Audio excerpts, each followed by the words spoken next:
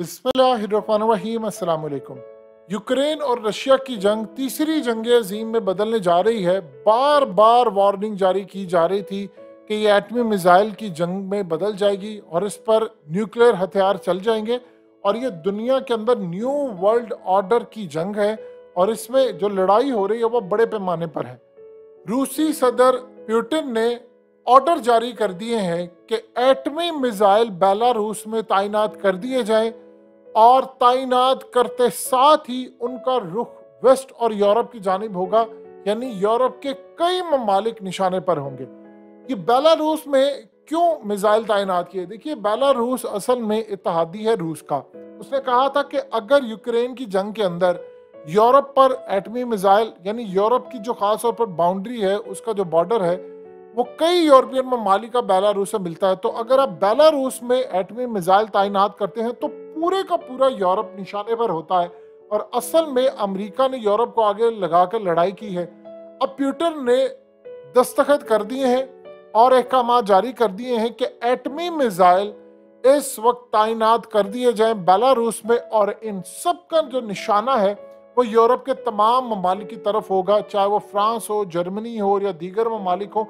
और जैसे ही ऑर्डर होंगे पुतिन के, यानी उनका अंगूठे का साइन जो है और उसके बाद थंब और डिफरेंट चीज़ें जो होती हैं, जब वो इसको अलाउ करेंगे उसके बाद एटमी मिसाइल चला दिए जाए। अब सवाल ये है कि क्या हम किसी बड़ी जंग की तरफ जा रहे हैं? इस वक्त उन्होंने कहा है पुतिन, वो कह रहे हैं कि देखिए, मुझे कोई शौक नहीं है कि मैं कोई जंग करूं या फलाना करूं, लेकिन मैं बता देना चाहता हूं कि किसी भी तरह से आप आग से खेल रहे हैं और आप आग से खेलते हुए हमें अगर तंग करेंगे तो हम अपनी सरजमीन पर किसी को भी नहीं बख्शेंगे। देखिए, इस वक्त जो अगला सूरत हाल है वो यूक्रेन की जगह को कब्जा करना है इन्होंने, और ख़ास तौर पर रूस के ऊपर असल में हमले की हो रही है तैयारी। सारी की सारी जो सूरत हाल है वो इस वक्त तबाहकुन है। रूस के लिए तो कोई तबाहकुन सूरत हाल इस वक्त पैदा नहीं हुई, क्योंकि वो इन सबसे जंग लड़कर आफ्टर ऑल जीत रहा है। यानी आप ये देख लें कि इस वक्त पाकिस्तान ने रूस से तेल लेना है तो हम पूरी दुनिया में, रूस ने अपना डंका बजा दिया है सारी दुनिया की पाबंदियों के बावजूद। अब इस वक्त अगर ऐसी सूरत हाल पैदा हो रही है तो जाहिर सी बात है सबसे पहले पूरा यूरोप निशाने पर होगा। पुतिन का ये कहना है कि मैं यूरोप के एक एक शहर को सफाई से मिटाने की सलाहियत रखता हूं, और वो कह रहा है कि आप खास तौर पर वेस्ट को, उन्होंने कहा है कि तुम अमेरिका के पीछे लगकर ये जो जंग कर रहे हो इसमें तुम्हारा नुकसान होने जा रहा है, हमारा कुछ नहीं जाना। और देखिए, खास तौर पर याद रखिएगा, रूस ने जो अमेरिका से एग्रीमेंट किया हुआ था उसने वो भी विड्रॉ कर लिए, जो नो फर्स्ट यूज पॉलिसी वाला था कि हम कोई भी एटमी मिसाइल नहीं चलाएंगे। उन्होंने कहा आज के बाद कोई ऐसी सूरत हाल नहीं है, हमारे एटमी मिसाइल हमें जरूरत होगी हम चला देंगे, क्योंकि देखिए अमेरिका ने जो करना था उन्होंने कर लिया। ये असल में वो जंग जीत ही नहीं सके। उधर आप देखिए, मोहम्मद बिन सलमान भी पुतिन के साथ मिलकर इस जंग में हिस्सेदार बने हुए हैं। यानी कमाल की स्ट्रेटजी है, खासतौर पर तेल के हवाले से। अमेरिका ने प्लान ये किया था कि रूस को वो घुटनों पर लेकर आएंगे, यानी हम इस सारी सूरत हाल में रूस को बिल्कुल कॉर्नर कर देंगे, इस पर इतनी पाबंदियां आयद करेंगे। आप ये देखिए, ईरान से ज्यादा पाबंदियां इस वक्त रूस पर है, लेकिन वो इस वक्त लड़ाई कर रहा है, उसको कुछ भी नहीं हुआ।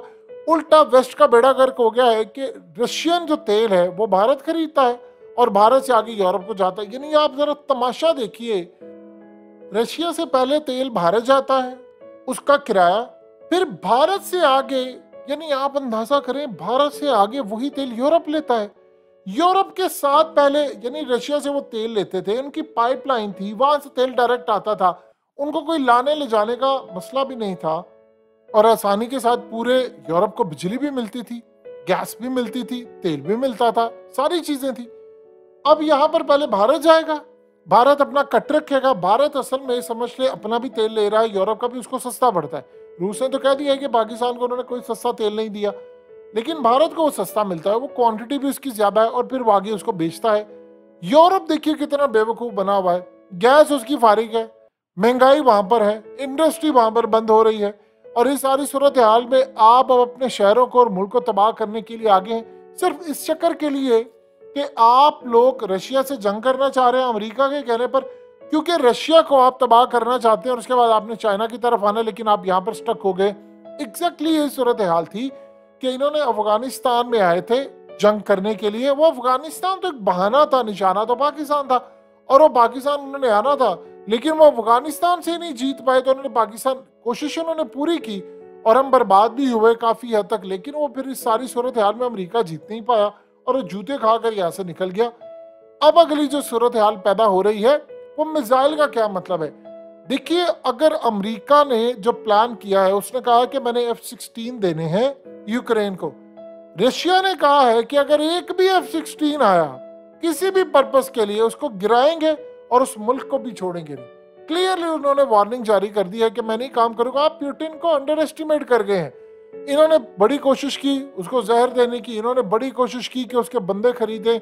इवन कि आप देख लें कि उसका जो पखाना है या जो पेशाब वो करता है, वहां तक रसाई अमेरिका ने हासिल करने की कोशिश की ताकि हमें पता चले कि उसकी सेहत क्या है, सेहत के बारे में भी उसका पता चले।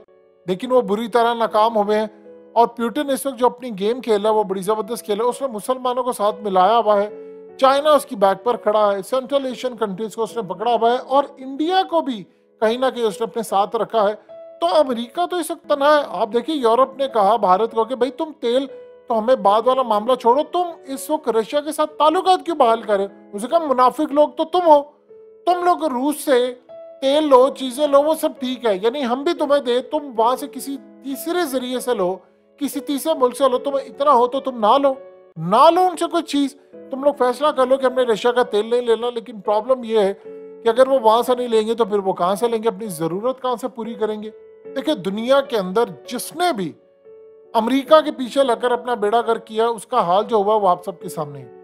अब अमेरिका के जो मामलात है वो इतने ज्यादा खराब हो चुके हैं कि इस वक्त पुतिन को अपने मिसाइल तैनात करने पड़े हैं। जो ही तैनात हो जाएंगे, और ये देखिए इस तरह नहीं होता कि मिसाइल आप ले जाएं एक ही दफा पर, ये एक पूरा प्रोसीजर होता है। इसमें धोखा भी देना तो आपने देखना होता है कि हम मिसाइल इस वक्त लगा रहे हैं उसको तबाह ना कर दे। इन्होंने कहा जी हम जल्दी लगा लेंगे, हो सकता है इन्होंने डिप्लॉय कर दिया, अचानक वो आपको कहें जी हमने डिप्लॉय कर दिया, फिर आप क्या करेंगे। तो इस सारी सूरत हाल के अंदर आप किसी गलत फहमी में ना रहे कि पुतिन को आप अंडर एस्टिमेट करेंगे। वो तैयार बैठा हुआ है, आपने जरा ऊंच नीच की कोशिश की वो मार देगा मिसाइल।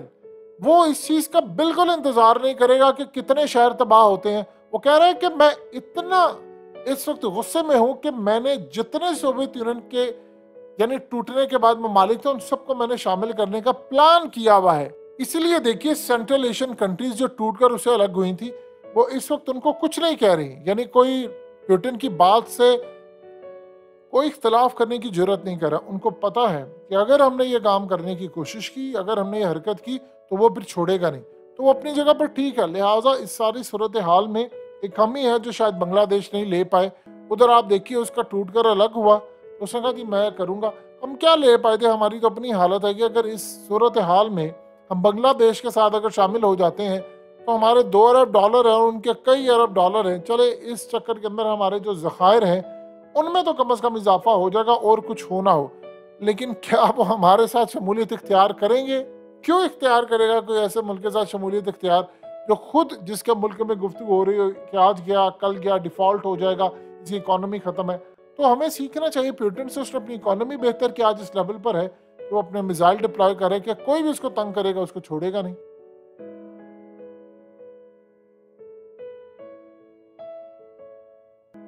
हकीकत टीवी को सब्सक्राइब करना मत भूलें, वीडियो को लाइक करें, शेयर करें और कमेंट सेक्शन में अपनी राय का इजहार ज़रूर करें।